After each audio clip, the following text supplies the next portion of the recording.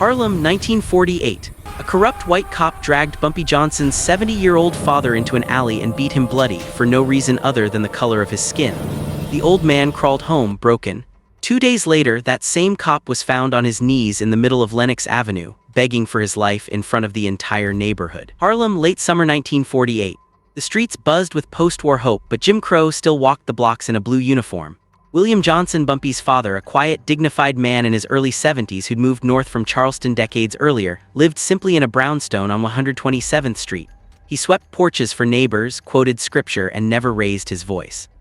Until Officer Patrick Donnelly decided otherwise. William Johnson was walking home from the corner store with a small bag of groceries, bread, milk, a few apples for his grandchildren.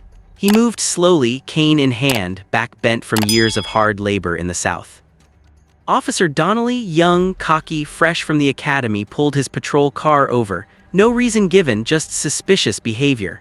He shoved William against a wall, demanded ID. When the old man fumbled with his wallet, Donnelly slapped him hard across the face, then drove a fist into his stomach.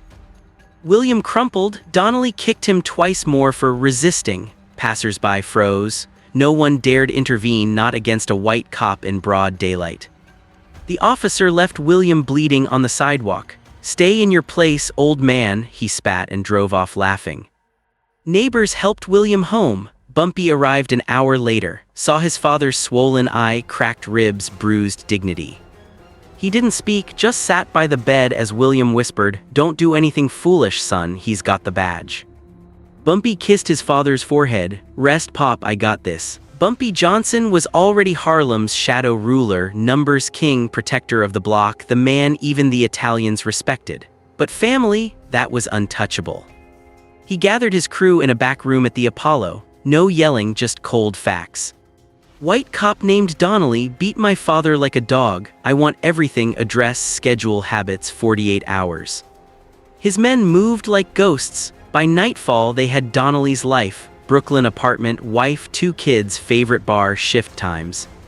Bumpy didn't plan murder, he planned humiliation. Midnight struck like a judge's gavel.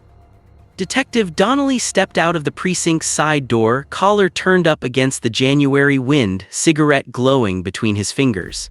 He never noticed the black Ford idling half a block away, lights off, engine purring low.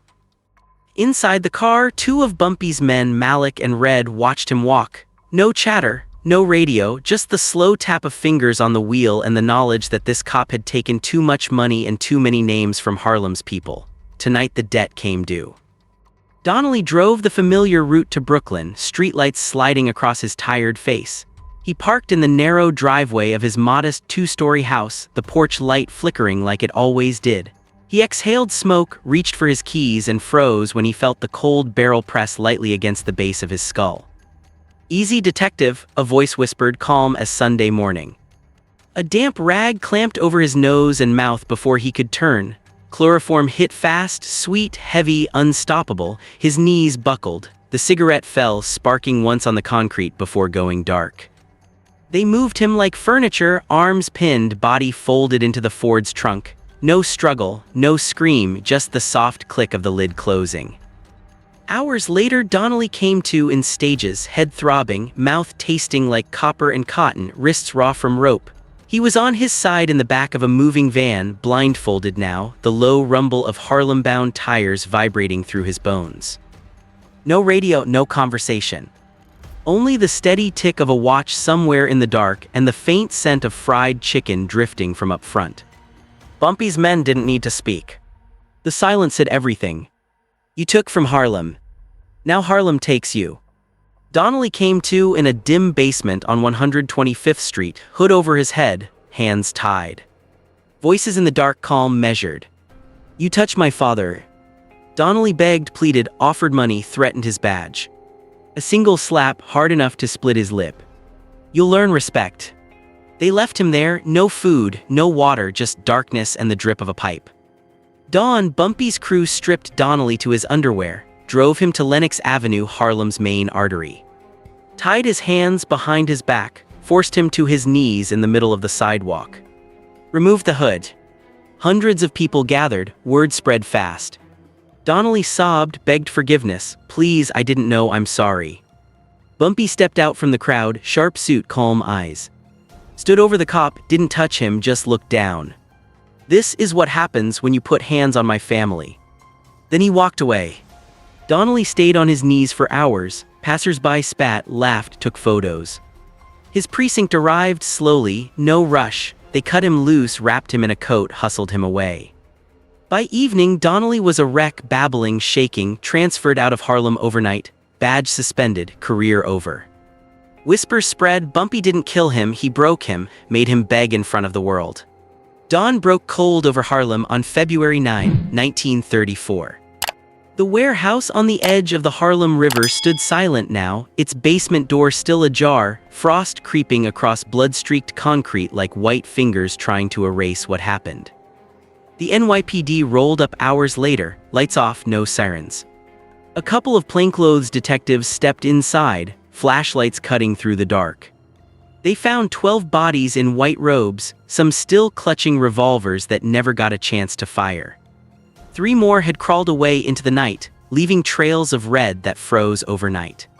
The lead detective, a grizzled Irishman named Donnelly who'd taken envelopes from mob guys for years, looked at the scene, shook his head and muttered, "Jesus." No shell casings matched any known Harlem guns. No fingerprints that weren't supposed to be there. No witnesses stepped forward, because in Harlem, silence was survival. The file was stamped unsolved, no further leads by noon. Case closed before lunch. Word traveled faster than any police report.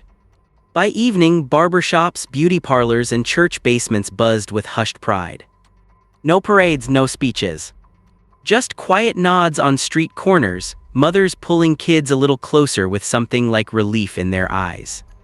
Harlem didn't celebrate with fireworks. It celebrated by breathing easier. One name surfaced in the whispers, William Johnson. Not Bumpy's kin, but a young numbers runner who'd taken a stray bullet in the chaos, caught in the crossfire when a Klansman panicked and sprayed wild. He lay in Harlem Hospital, bandaged from shoulder to ribs, feverish but alive. Bumpy came every single day. Slipped past nurses with a quiet word and a folded bill. Brought fresh flowers, lilies, because his mother always said they meant renewal. Sat by the bed, opened a worn Bible and read Psalms in that low, steady voice. Though I walk through the valley. William would listen, eyes half closed, then murmur, "You didn't have to come alone, boss." Bumpy just smiled that thin, knowing smile. "I did." Detective Donnelly. He vanished from the precinct roster within weeks. No goodbye party, no pension parade. Rumors said he packed a single suitcase one night, took the train upstate to some quiet town near Albany, bought a small cabin on a lake and never put on a badge again. Some said he drank himself to sleep every night, seeing hooded faces in his dreams. Others said he just couldn't look Harlem in the eye anymore. The 3 survivors. They scattered like roaches when the light hits. One made it to Jersey, changed his name, worked menial jobs under the table. Another ended up in a Mississippi backwater, drunk and muttering about that N******R in the fedora. The third, the youngest, tried to talk. Told his local chapter the warning Bumpy had carved into their minds. "Harlem's not afraid of you. You should be afraid of Harlem." They laughed at first. Then they stopped inviting him to meetings. Months passed. No more crosses burned on Harlem edges. No more late-night knocks on church doors. No more families huddling in fear when white cars slowed on Lenox Avenue. The message wasn't just for the Klan. It was for every cop who took dirty money, every politician who looked away, every outsider who thought Harlem could be broken. Touch Bumpy's people, his blood, his streets, his quiet code, and the whole city would see you crawl. Bumpy never bragged about that night. Never needed to. He walked those same blocks the next week, fedora low, coat buttoned against the wind, greeting folks by name like nothing had changed. But everything had. Harlem remembered. And so did anyone foolish enough to test it again. The echoes of those 8 minutes lingered longer than any gunshot. They became the heartbeat of a community that refused to bow. Fire. Years later, old-timers still tell the story over drinks at Wells' restaurant.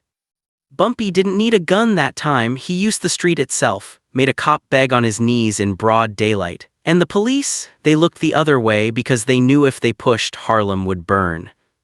William Johnson lived another decade, peaceful, proud. Bumpy never spoke of it publicly. But in Harlem they knew. Some debts aren't paid in blood. They're paid in shame. And when the king protects his own, even badges bow down.